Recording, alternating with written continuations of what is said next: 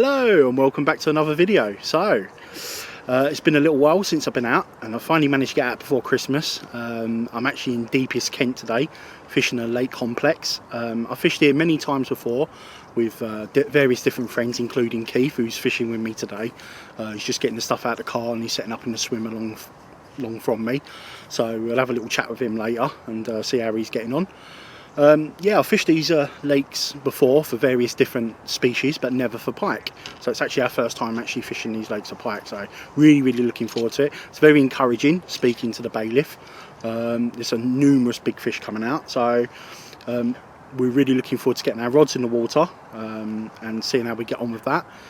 It's 18th of December today, so it's just before Christmas. So it's Christmas next week. I'll show you the tackle and tactics I'm going to be using later on. I'm going to be using ledgering techniques today. I'm not really sort of going to be float fishing.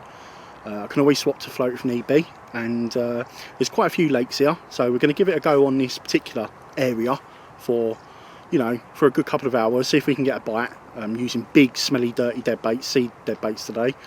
And if we don't get a bite here, we always have the option to possibly move, but there's a lot of water in front of us to command, and hopefully we can bag a fish, at least one each. It'd be really nice if me and Keith at least have a fish in the same session, but there are some beasts in here. So without further ado, I'm going to start getting me rods out the bag and putting stuff together, and then we'll bring you back a little bit later on, and hopefully it'll be an action-packed session. So stick with me, go and grab yourself a nice cuppa and a bacon sandwich maybe, and enjoy the video, folks. Okay, so yeah, rods are out. It's been about an hour since I've been out.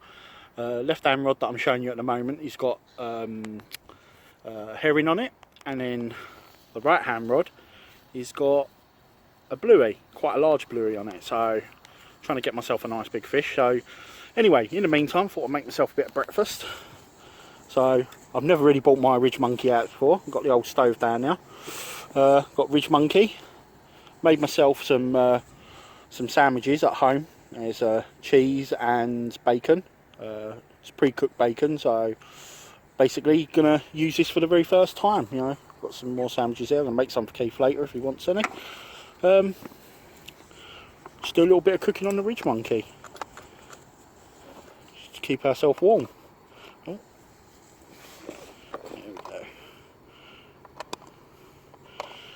By all accounts, you've got to sort of turn it over every, I don't know, turn it over every couple of minutes until it's sort of golden brown and the cheese is melted in the middle, that kind of thing. So, quite looking forward to this. It's nothing like, I don't really eat too much on the bank, believe it or not, but I thought because it's going to be quite a cold day today, it's not too bad actually. A cold day today, it's worth getting a bit of sort of hot grub inside you, rather than sort of eating sweets and chocolate and biscuits and stuff like that. And I bought some milk and some tea bags and that, so I can do a cup of tea as well a little bit later on. So don't know how this is going to come out. Like I say, I've never used this before. This is a new one. Normally I've got a bit of old bacon in the frying pan, let it cook its own juices, and then stick it in a roll. So apparently by all accounts you've got to have it on a medium heat and keep turning it over and checking it. I don't know what it looks like. Yeah, you can see it starting to brown a little bit. You've got loads of different sort of recipes you can use. This is incidentally, this ridge monkey is the smaller version. You can get a lot larger version. Get the XL version. You can also get a griddle pan type one where you can do breakfasts in it, and it's got little compartments in it and stuff like that. So yeah. There was an original toasty maker called the Diablo, which was a round one, but you use a lot of bread up with that. This one fits perfectly. It's the right size for a loaf, a nice medium size or thick bread, because it's called a deep field toaster. So, but like I say, you've got to keep turning it over on a low heat so you don't burn it, so it can make it nice crisp inside, not crisp. Nice and melted inside. So I just made me toasty, bacon and cheese. It's actually come out, you can see it's nicely golden, and that's without butter. I've not used butter at all. It's just cheese and bacon in the middle. But I think if you wanted it to taste a little bit like fried bread, I think having a little bit of butter on the outside would actually give it that taste, because it's a little bit dry, I'll be honest. I did butter it on the inside a little bit. Exactly what you want as a nice breakfast. It's much better than eating crisps and sweets and stuff like that. Excuse me.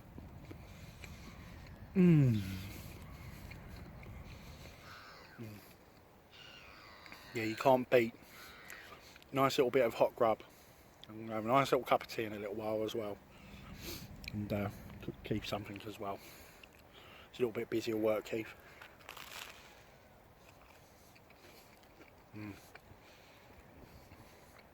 Beautiful. All we need now is a fish to go with the day. Okay, that's on me.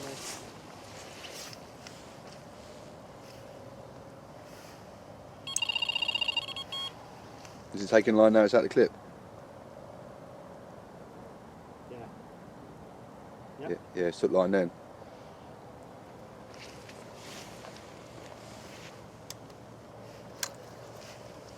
Yeah. We're in. Yes, boy.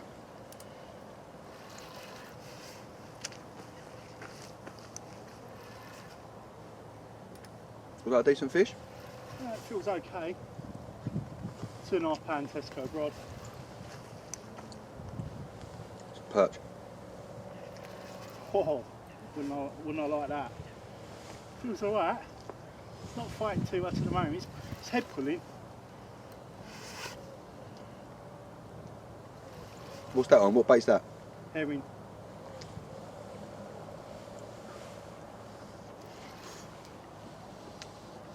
Oh. Now he's woke up a bit. It's woken up. There's a nice swirl as well. Don't think it's a... Yeah, it's woken up.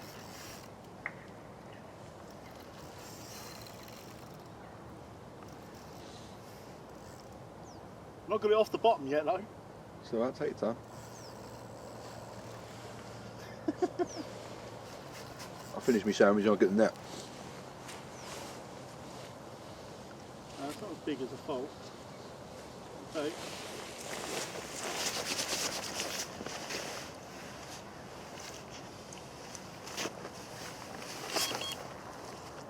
Dunno. Yeah. Lovely. Leave there for a minute, yeah? Yeah. You've got another bait stick or something? Just... No, you're right.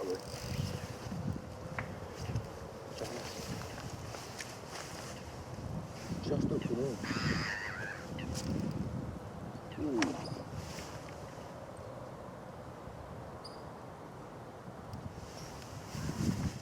Early prediction. £9. Bigger than I think. Yeah, £9. Maybe bigger. You've got to wait. Should we get my looking, Matt, mate? Yeah.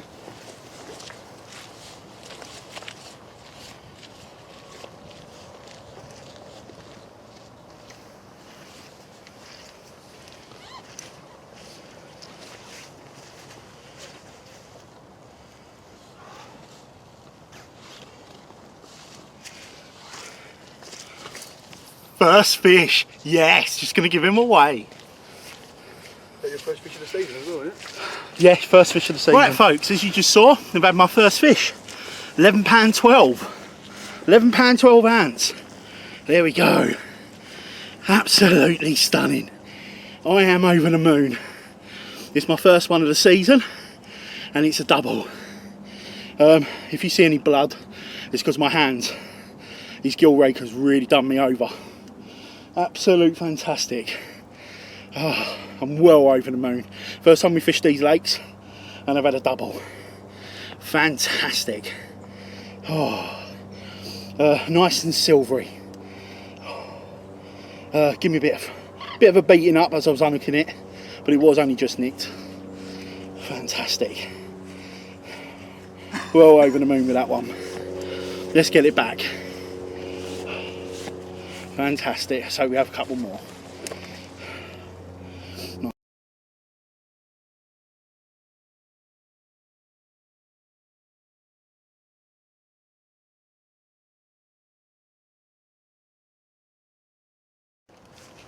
Right folks, so yes, I've just had the fish about 5 minutes ago.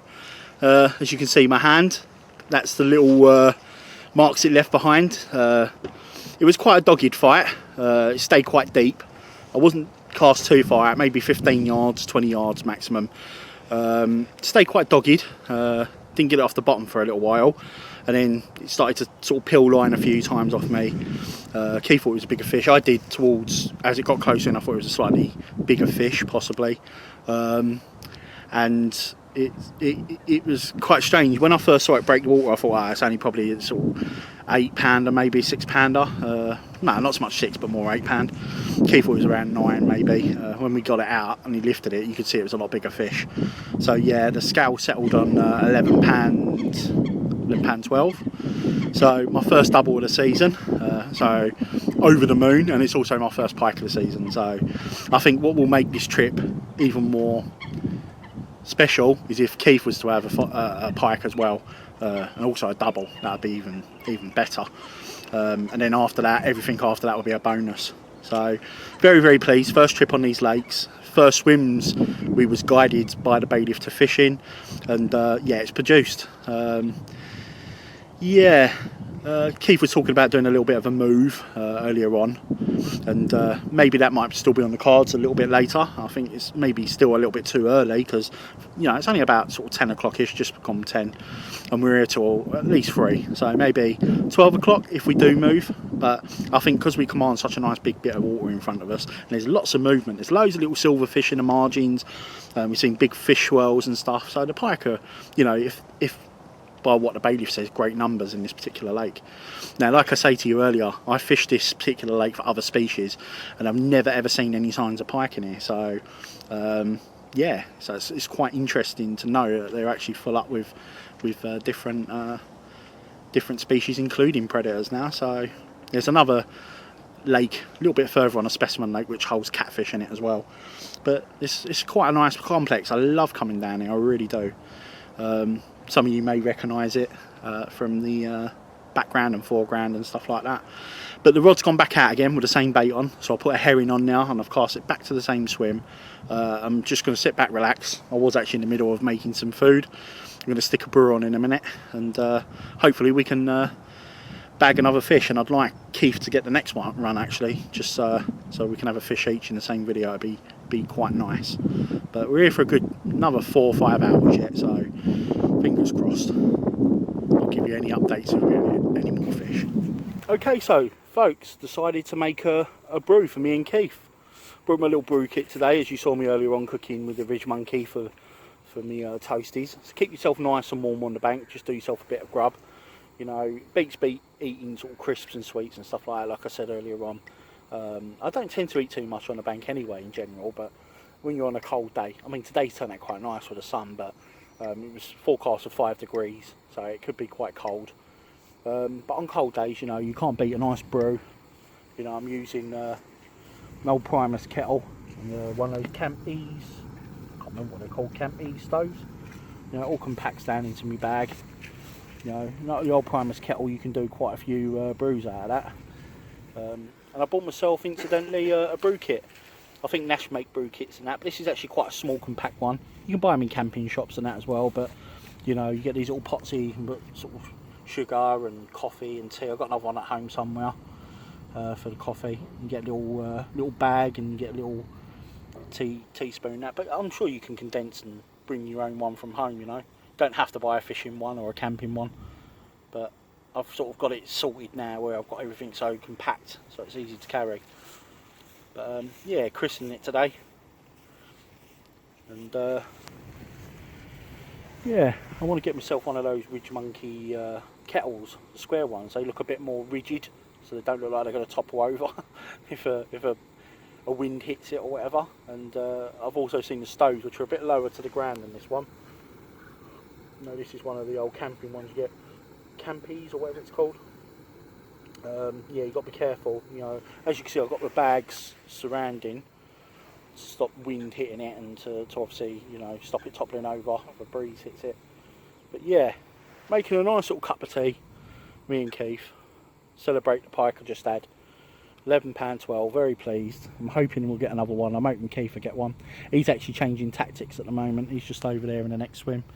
He's putting a float rod out so he can sit and watch it, and the other rod he's got on the ledger again. He's just cast it to the right hand side of himself. So yeah, all we can do is sit back, relax, and hopefully we'll get another fish. Hopefully Keith will. Right, woo woo, there we go, steaming off now. Well, me and Keith have just been chatting actually, in with Keith. Yeah. Just been chatting that you get carpy. Yeah, you got people like Mark Pitchers banging on about carpy all the bloody time. Why are you predator fishing? You can't really say, oh, it looks well carpy, can you? Exactly, you can't say, oh, that looks really carpy, which it is, but we're predator fishing, we're predator anglers, well, I am. But you can't say that looks carpy. We're trying to think of another word, but then we can't say it's pikey neither. Yeah. Because if I hashtag pikey on Instagram with a picture of this, then you're going to hear... all the gypsies will be on it looking for bump. Yeah, you're going to get... You know, pikey's a really bad derogative term to call gypsies and travellers. You don't want them sort of thinking bad of us. But also, like, at the end of the day, you've got to think of a new word for it. So if you guys can think of a new word I can call it... You know, Keith said, what was it, Keith? Predatory. Yeah, it looks really predatory. Well, you're going to put a dead bait... Put a dead bait in there instead of a rabbit. Boiled mackerel. Boiled mackerel. But right, let's get this up because it's done now.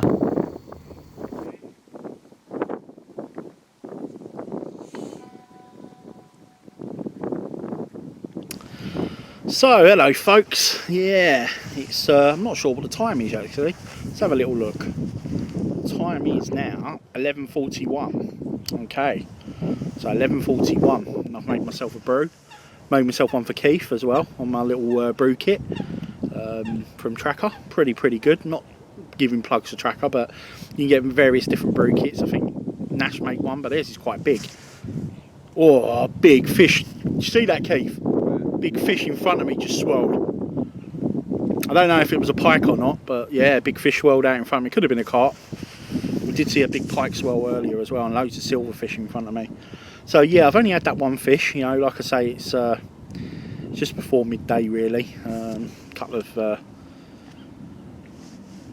time did I say it was? I forgot even what I was talking about. Yeah, so yeah, it's 11:45. So it gives us 3 hours after that. Keith's already started moving things and changing things about. I'm quite happy with my setup as it is because of the style of fishing I'm doing.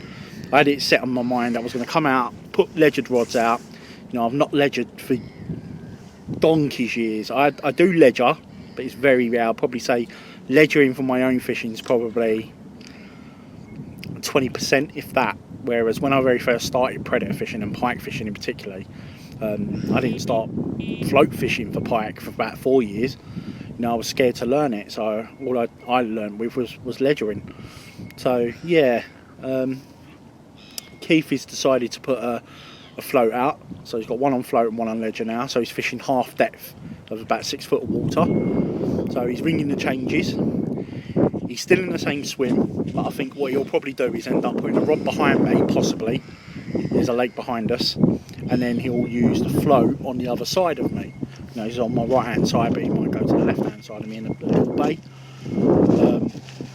Just to the left hand side of me, incidentally, where I had that fish as well. So I feel optimistic that we're going to get another one. You know, don't get me wrong, I want to get one myself, another one, especially a nice fish. It'd be good, but I want to see Keith catch one. It'd be really good to have one on the same video. So still very optimistic. He is bringing the change. He's working hard as usual to try and get one. It's quite funny. Oh, it's nice and hot.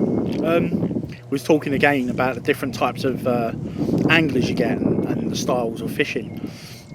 And I always said that there's two different anglers for pike fishing. You've got the hunters and the ambushers. Now, not just because I'm a large person, even when I was not a large person, I used to like ambushing fish. So I'm pretty much set my stall out, put my rods out in a likely looking area and wait for the fish to come through my area.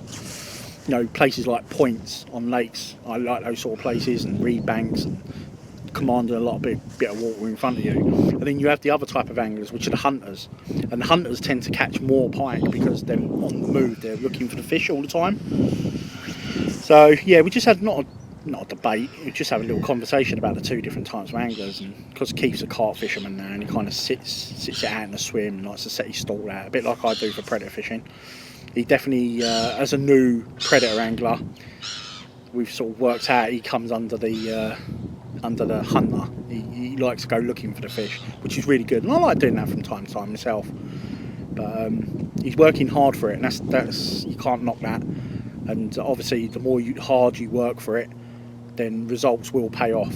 So it'd be really nice to see him get one today. And there's some really good fish in here. What I have noticed, and what Keith's noticed as well, is the fish in here are very, very silvery. You know, they're not the the mottled colours you kind of see in most places for pike. Now, usually with silvery fish, the water tends to be a bit like with chub fishing and chub. You know, the water tends to be a bit murky when the fish start to silver up. But this water is actually, it's not crystal clear, but it's not really, really muddy like you see on these farm ponds. You know, like when you're holding up a perch with no stripes, because the water's really murky. But yeah, really, really nice fish. The last fish I had, as you saw, was really nice, but it did have a mark on its back, so I don't know if the cormorants had a go at it at some point or other. It was an old mark, an old scar, even though he left me a load of new scars. But this water definitely holds some really nice fish, and I'm very, very optimistic. Not necessarily today, but optimistic at getting maybe a new PB by the end of the season. One thing I will say though is we're getting played by swans at the moment. Now, don't get me wrong, as you know, swans are beautiful, beautiful birds, but they're so used to the anglers. You know, what I tend to do, it's just to scare them off. I tend to hiss at them so they move away from the bank. But these guys are not afraid. I think we're going to feed them. But the thing is, if you start feeding them, they keep knocking all your lines and that, which they've done to Keith in his swim, unfortunately. But we've also been talking a little bit about maybe coming down here and doing an overnighter at some point, maybe before the end of the season in March. So that'll be nice, possibly. You know, it's not in concrete. It's just talking about it because it's so comfortable here with the car. You can park the car behind you. And really nice swims, and you've got toilets, and it's quite safe here. You've got bins dotted around the place and that, so it's a really nice environment. I've been watching kingfishers in the trees hunting this morning, so it's just a really nice environment. It's quite open though, so I can imagine when it is cold, it is really cold. But yeah, nothing really at the moment to update you too much, apart from us just chilling, enjoying a cup of tea. So I'll bring you back if we've got another fish or if there's any updates. So a little wander about, moved to the loo. Keith's now moving, as you can see behind me, walking with his rods, moving to his new swim. It's 1 o'clock. We've got about 3 hours left, but we'll start slowly packing away around 3:15. So it's around 1 o'clock now. So I've had a little break, gone to the loo, like I said, come back, and I've recast my baits. But what I've done is I think we've made quite a bit of disturbance, me and Keith, because we have been talking and making tea and laughing and joking in front of us on the bank. So what any good angler should do, especially predator angler, is always start from fishing just in front of you. So right under the rod tips, just fish in front of you, because if you start casting out straight away into the middle of nowhere to the horizon, you can spook all the fish out in front of you. So always fish, especially when you start a new session. A little tip for you there: fish just under your rod tip, and then you can start fanning the cast out and start moving them a bit further out. So for the last 2 hours, I've decided the sun's moving round. I'm going to sit really quietly, but I'll put my baits 3/4 across the way of the lake. I've got them in the general area where I had them before, close in, but just a lot further out. I've still got the same bait on, so I've got bluey on one. As soon as I cast it in, it's given off at a lovely flat spot. So eventually I will do a video on oils, where you inject oils, and you know, I'm a little bit sceptical about it, so we'll go into it in more depth eventually when I do an oil video. Maybe if we come back here, maybe gear a video towards doing oils. The other thing as well is the other rod I've cast again with herring on, so the left hand rod, it's now a lot further out. Probably might even be easier if I show you. So let me turn you around. So yeah, left hand rod is a little bit further out, so I had in this little sort of little bay in front of me just here. but now I've gone a lot further out into the channel, and as I just stated a minute ago, the right hand rod, you see the island now? Yeah, well, I've cast a lot closer towards the island. I really did punch the bait. You know, these rods are 2 3/4 pound test curve. They're not 3 pound pluses that most people use for distance fishing for dead baits on alarms, but these do cast out a really nice dead bait, a nice range. I mean, I'll probably say from here to the reeds it's maybe 70 to 80 yards, and I'll put it out maybe 50 to 60 yards, maybe a little bit closer. So yeah, the 2 dead baits are now out. Probably they felt like they, when they hit the bottom, they felt, you know, obviously like a carp angler, you feel for the bite, and it felt like swing your back round. Yeah, it felt like it took us slightly longer to drop in the water, so maybe it's a couple of feet deeper out there. So yeah, basically I feel good. It's 2 hours left. It'd be lovely to get a fish, as I keep saying. It's really nice to get off the mark. Having that one fish is really nice, getting off the mark. It's been a really nice session actually. I think to cap it off, it's just Keith. I love Keith. Get one. He's blanked at this particular fishery, you know, on his first. It's our first trip, so he's not had one from me yet. So it'd be, you know, he's only the first trip. I did say to him, I think we should start. So we've got the secret river that we fish a lot. I think we should start coming here and fishing here as well. So alternate it with a secret river. Definitely after Christmas, like I say, you know, we're going to think about putting a session together, maybe a 36-hour session, because we normally do overnighters in the summer for catfish and carp. So it'd be really nice maybe to come back here and just do a winter one, do a 36-hour. So he's got a ledgered alarm. I don't know if you can see, there's a lake. There he is. There's a lake just behind me, and he's put one ledgered out there. It looks quite far on the video, it's not. So it's literally 25 yards. So he's put a bait there, and he's going to sit in the swim to my left. He was on my right, and he's going to put a float in the bay. So he's almost sitting in the middle between the 2 lakes. And he's going to put a float fish bait out in the bay just in front of me. So he's covering both options. He's really working hard. So I really do hope he gets at least a fish before he leaves. But you know, I could see this place maybe throwing up a PB for me. The more sessions you do here, the downside is because it's in deepest, darkest Kent. Yeah, I am the London predator angler, but I also fish in Kent because I live on the border of London and Kent.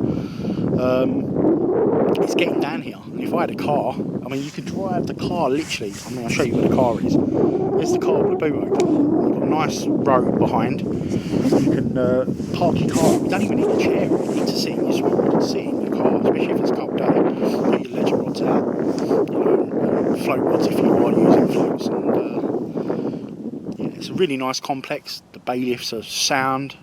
You know, I've just been up to the loos. The loos are clean, and you know, I can't ask for anything more than this place. And I've just had a big swirl out in front of me. Yeah, I think it'd be really nice to fish into dark, but that's not going to happen because they set timers on the gates in this complex, so you have to be off at 4 o'clock. So me and Keith don't want to get locked in, so we'll start packing up about 3:15. Like I say, the car's just behind us. Take us maybe 20 minutes less than that to pack up, and yeah, we've got 2 hours left, so let's hope something will happen. Okay folks, so it's the end of the session. Unfortunately, we'd like to fish into dark. It's really cold now. The sun's starting to go behind the hills. We've got an hour to pack up, but we like to get packed up slowly. Your rods are still out. They'll still be out for another, say, 15-20 minutes, maybe even a bit longer. So I am going to call it the end of the session now, because I don't, you know, although it's the most likely that we're going to get a fish because we're starting to see silverfish jumping and moving in the water now. I'm going to call it the end of the video unless I get another fish. I've really enjoyed today. Like I say, I only had that one fish, and it would have been pucker if Keith would have had one as well. You know, I really did think for the effort he put in that he probably, you know, he deserved to at least pick up a fish, even a jack at least. He's covered a lot of water in the area around us, but it wasn't to be, unfortunately.